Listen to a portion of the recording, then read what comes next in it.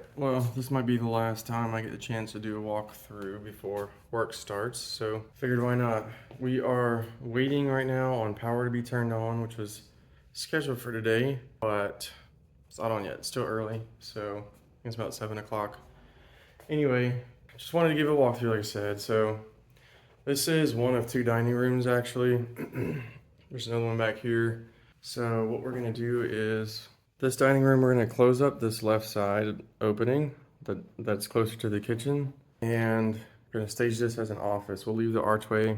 We talked back and forth about making it a bedroom, but I actually don't think that it's gonna bring a ton of value. I know in most cases it would, and some people might disagree with me on this one, but I just don't think it's worth it.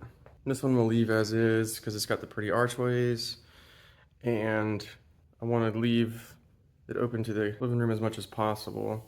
If you start closing things up, it just feels boxy, and opposite of that, if you open everything up, it starts to feel like a warehouse. So I want to keep some of these rooms closed off to give some definition to the house and define these rooms a little bit.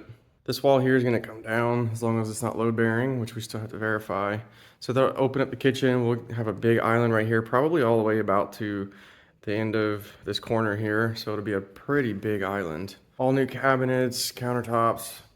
Unfortunately, this house was smoked in, so a lot of this stuff is gonna have to be removed just because of that smell can linger. And the last thing I want is to leave cabinets in, trying to save $1,000, and makes the smoke smell harder to get rid of. Back here, all this wallpaper's got it come down. It's quite a bit. Thankfully, it's only in the kitchen, but when you start removing wallpaper, a lot of times you can tear off the top paper lining on the sheetrock.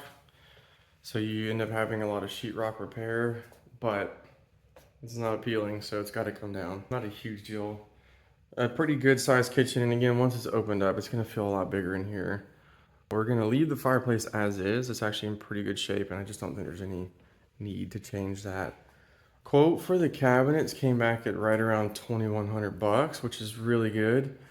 30-inch uppers, standard lowers, and right here I'm actually gonna do a trash can cabinet because I want the extra countertop space on the side of the stove, and I hate the idea of having your trash can just sitting out, so I figured why not put a cabinet right there to hide it, tuck it away. Back here is our master bedroom, which is a great size.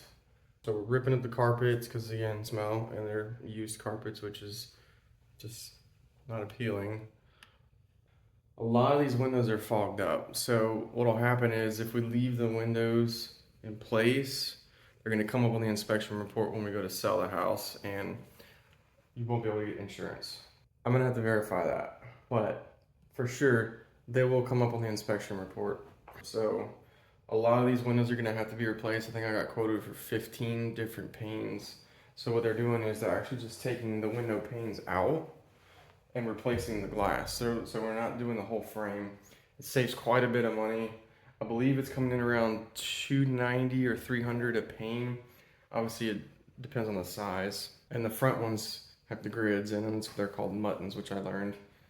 So those are a little bit more expensive as well, but I just can't leave these in place. And as you can see, there's quite a few of them, so that's gotta go.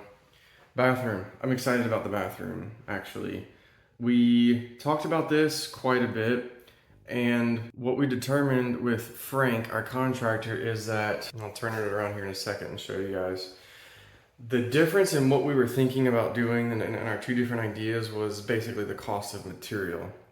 And for that, we get way more value out of doing the higher end option, if you will, because this house we're trying to sell for about $525 after renovation. It's in a great neighborhood, it's in a great location, we're 2 minutes from the beach. So to be competitive in that price point, we have to give a fair bit of value. So we decided, hey, let's go ahead and put a decent bit of the budget into the bathroom. Kitchens and bathrooms to sell houses. So we're gonna make this really pretty. Here, let me go ahead and turn this around and show you guys. So as you can see, this is very much builder grade. You can tell that it was just what the manufacturers put in a lot of these houses. It's not bad. It's nice. You get a tub and you get a shower in the bathroom. but it's just, again, for the value in the area, it's not the best. So what we've decided is we are going to tear out this shower. We're going to tear out the tub. We're going to retile this whole area with a much more attractive tile. And right here on the front, we're going to put basically just a shower glass partition wall. It comes out about 32 inches. There's different sizes, so we'll have to make sure that the one we get fits with the tub, because we're putting a freestanding tub in place right here. So this is all going to come out. Freestanding tub. We're going to have to put a tub spout in place. This is all going to be new tile on the floor. So you're going to walk in and you're going to see free floating tub, shower glass wall. We're doing all gold fixtures. And then right here, we're doing a brand new vanity. This is 72 inches, so we should be able to find a standard size vanity from your big box stores to fit. New mirrors, new light fixtures. Again, gold hardware for the lights, sinks. And then back here is just your toilet closet, which is nice. You can have that closed off. And then off to the back is a giant walk-in closet. So that's the master bath. I'm pretty excited about that. Through here, you just have your laundry room, which is a great space. It's separated off the main area. You open this up here because you can't see. Gives you a great bit of space. And then you turn into the garage, which is great. I think my appliances are here actually. Waiting on a delivery from Lowe's for the stove, microwave, and dishwasher. I think they're here. Yep. So we're gonna go ahead and take that order in, and then we'll go over the rest of the house. All right, got the appliances in the garage. So I'm gonna go ahead and finish this up. There's really not a whole lot left. And I know this probably isn't the most exciting, but just wanted to give you guys a breakdown of everything. At some point I'll talk about the numbers. We'll put that on a whiteboard or something and go over the full breakdown of how much I paid, the financing costs, what we're putting into it, and what I'm hoping it sells for, what it should sell for. But let's go ahead and finish. So we've got the second bathroom here, which is a full bath. And honestly, this house is in pretty good shape. Structurally, it's in great shape. Other than them smoking in the house, there's really nothing to complain about. I wish they wouldn't have smoked. I'd probably be saving a lot more money from ripping out material, but nonetheless, let me go ahead and turn this around because this is a small bathroom. So this is right off the living room, which is great for guests and everybody that's visiting. Also the kids. This is a split floor plan, so you've got bedroom 2 and bedroom 3 here. So what we're doing here is we're actually keeping the floor because it's in great shape. It looks good, and it's kind of similar to what we put in the bathroom floors anyway, so why change it? So new vanity in here, new mirror, new light fixture, and again, this is something we went back and forth with, not quite as much because the decision was pretty obvious, but this is just a fiberglass insert. So again, with the price point, this is not something that I want to keep in.